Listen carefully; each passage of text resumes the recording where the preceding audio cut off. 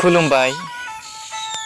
गिबियावनो गासैनिसिमबो आंनि गोसो गोरबोनिफ्राय गाहाम हामलायनायखौ जासिहरग्रोनाय थाबाय। दायो आं दोंसे खन्थाइ फरायनानै नोंथांमोननि सिगाङाव खोनासंनो आखायाव लादों। खन्थाइखौ आंनो सुजुदों। आंनि बे खन्थाइ सुजुनाय आरो आवरायनायाव माबाफोर गोरोन्थि जालाङोब्ला नोंथांमोननिसिम गिबियावनो निमाहा बिग्रोनाय थाबाय। दानिया फैद' नोंथांमोना दान्दिसे आंनि खन्थाइ आवरायनायखौ खोनासंलांद'।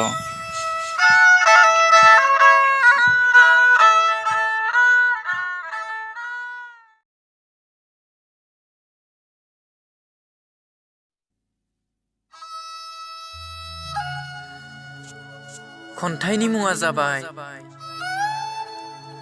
आगोर गोमाजानाय बराद।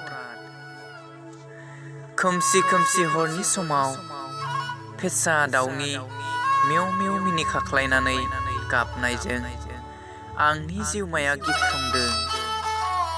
गुदु हरनि समाव गोथैसालि सेराव जेव जेव गोथैफोरनि हारा बेगेंफोरनि रंजानायजों गोमखांदों दैसा सेरनि दुसिफबनाय जाहारबारियाव गोदान लोगोरि बरायनायनि।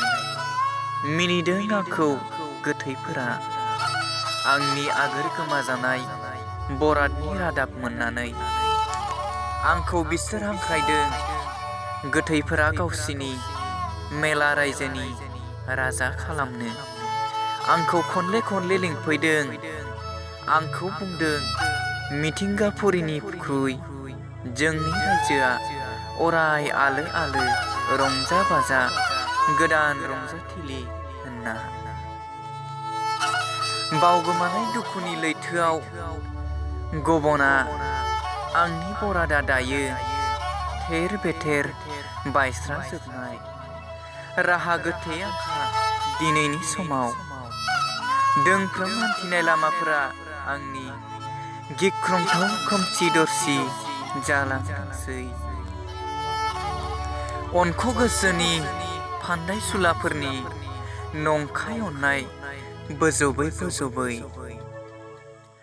दा बिसोर आंनि मिजिंखौ बारहुंखाजों सिफायनो खाबु लादों। जेराव दिनै आंनि थरसे अलंबार बादि मिजिंआ गोमोरहां गोमोरहां जालांबायसै। जिउनि मैखुन बादि गोथार बरादा दिनै आगोर गोमा जालांबाय। नाथाय आं दिनै उनफिननाय नङा। बायफ्लेलांनाय होरलां होथां दिङाब्लाबो जावलांगोन आं हारसिङै लैथो बिखाजों रावबो गैयै मोनाबिलि समनि बादारि सान दोबैहां समाव हारसिं सिरियै। एसेनोसै, गोजोन्थों।